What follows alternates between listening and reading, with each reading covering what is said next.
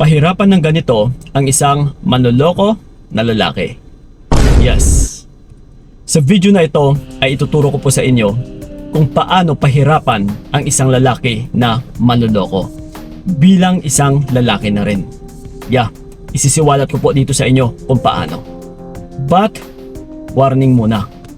Ang video na ito ay para lamang sa mga matatapang, malalakas ang loob, may respeto sa sarili, may dangal sa kanilang sarili, at higit sa lahat, marunong magpahalaga sa kanilang sarili. Pero kung mahina ka man, isa kang marupok, pwede ka manatili kung gusto mong matuto. Kung gusto mong maging matapang din.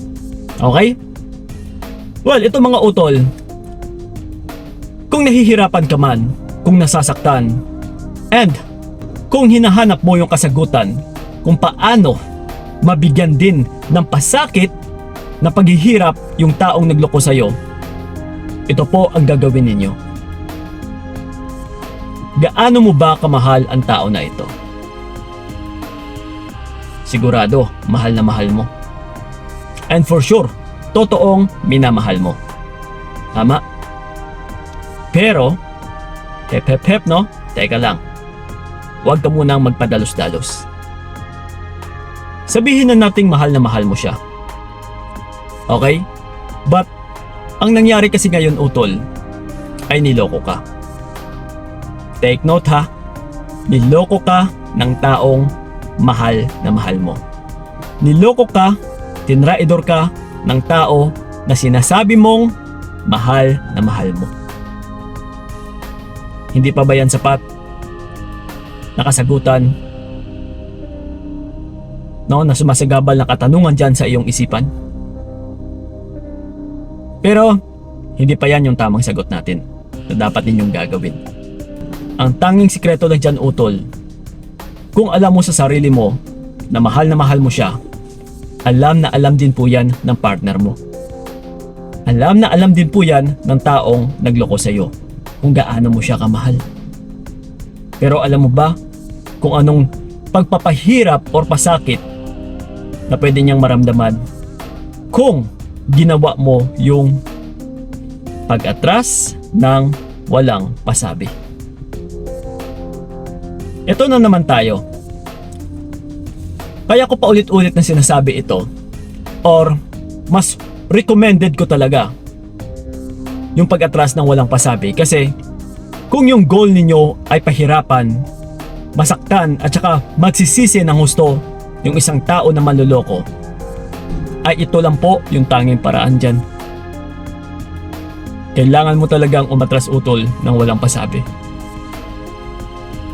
Kung nasasabi nating mahal na mahal mo siya, ramdam na ramdam yun ng partner mo, di ba? Nasabi ko kanina. Masasaktan po siya kapag nawala ang taong alam niya na nagmamahal sa kanya noon. And dito rin siya mahihirapan kakasagot sa tanong na walang kasagutan na hindi niya alam na kung bakit ka tumigil. Kasi ang buong alam niya lang ay mahal na mahal mo siya. Kaya hindi niya yun inaasahan na kaya mo palang itigil, na kaya mo palang umatras, na kaya mo pala siyang talikuran. So diyan po siya masasaktan. Iba yung inaasahan niya. Ang buong akala niya maghahabol ka. Ang buong inaakala niya or yung buong inaasahan niya ay magmamakaawa ka, habol na habol. Yung tipong parang hindi ka mabubuhay kapag mawala siya. Yun ang pagkakaalam niya. That's why mas recommended talaga na umatras ka. Kumbaga pa, dismayain natin siya sa kanyang expectation. Kumbaga pa, kailangan nating ipamukha sa kanya na mali yung inaakala niya. Yes, sa pagtanggal mo pa lang kasi ng iyong sarili or ng iyong buhay sa taong ito, ay malaki na itong kawalan sa kanya. In short, nawalan siya ng taong totoong nagmamahal sa kanya. Kaya nga, tinanong kita kanina kung totoong mahal mo nga ba siya. Kasi kung nasasagot mong oo, yun po ang panghihinayangan niya. Tandaan ninyo, utol, sa panahon ngayon, bihira na lang po yung taong nagmamahal ng tapat at saka totoo. Kahit ako nga noon, no? kumpiyansa ako. No, kampante ako. Na kahit iiwan ko yung tao na ito, kahit lokohin ko yung taong ito, akala ko makakahanap ako kaagad ng taong magseseryoso sa akin. Na yung taong nagseseryoso sa akin noon ay niloko ko. And yung ipinalit ko na gusto ko na sanang seryosohin ay ako naman ang niloko. Yes, what goes around comes around. See? So ibig sabihin, utol, hayaan mo siya na lokohin ka kasi kapag sa oras naman na sila ay gustong magseryoso, ay wala po silang matatagpuan na magseseryoso din sa kanila. Wala siyang ibang maiisip na taong nagseryoso sa kanya noon, walang iba kundi ikaw po yun. Yeah. Kaya dito po nahahantong yung isang manloloko na siya ay magsisisi. Yeah. So that's why mga utol, malaking bagay kasi yung pag-atras eh. No? And alam mo ba kung ano din yung impact or epekto kapag umatras ka ng walang pasabi? Parang ginost natin siya. Iba kasi yung impact na umatras ka ng walang pasabi kesa may sinabi ka pa or nagpaalam ka pa. No, ayoko na sa'yo, tapusin na natin to. Versus boom, bigla ka na lang nawala. Hindi ka na niya ma-reach out, wala na siyang mababalitaan sa'yo, hindi ka na niya mahahagilap, hindi ka na niya mahahanap. Malaking question mark kasi yun, utol. Alam mo ba na mas nagpapabaliw sa mga tao ay yung katanungan na walang kasagutan? Kung nagpaalam ka pa kasi, yung pagpapaalam mo, utol, is already an answer na yun. Sagot na yun, okay, paalam siya eh. So hindi na siya nababahala. Pero kung umalis ka ng walang pasabi and sa buong kaalam-alam niya ay mahal na mahal mo talaga siya, mahal na mahal mo pa rin siya, pero nawala ka. Diba? Dito po, posibleng mabubuang pa yung tao eh. Mababaliw siya kakaisip, mapapraning, mababalisa, mangangayat.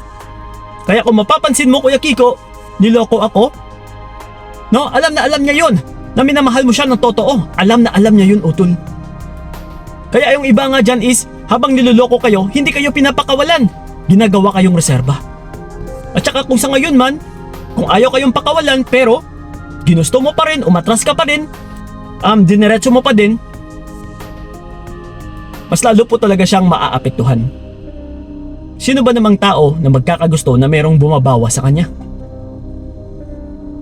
Na alam niya din na yung taong nagbabawa sa kanya ay seryoso at saka totoong nagmamahal sa kanya. Sino bang hindi masasaktan nun? Yes, utol. No, psychologically, iba kasi yung power sa pamamagitan lang ng pagmamahal mo and tinanggal mo ito sa kanya. Grabe yung resulta niyan, utol. Nakakabaliw po. So kung gusto mo talagang masaktan siya, kung gusto mo talagang pahirapan siya, umatras ka nang wala siyang kaalam-alam kung ano yung ibig sabihin ng pag-atras mo. Kung meron pa ba siyang hihintayin, kung meron pa bang magbabalik, kung meron pa bang maghahabol sa kanya, wala siyang alam. Kasi wala kang sinabi, umatras ka lang. Yes, utol, mas mainam nang mag-move on ka na lang, mag-focus ka sa iyong sarili. And yung isa pang pinakamasakit dito ay yung makita kanyang masaya na kahit wala siya. Kaya ba yun? So sa mga mahihina dyan, sana'y napalakas ko na yung loob ninyo. No? Huwag kayong habol ng habol kung ayaw nyong itolerate or palakihin yung ulo ng taong manloloko. Copy? So yun lang po, nandito lang po tayo always. Huwag na huwag kayong matakot. Maraming salamat. So ingat kayo. God bless and babush!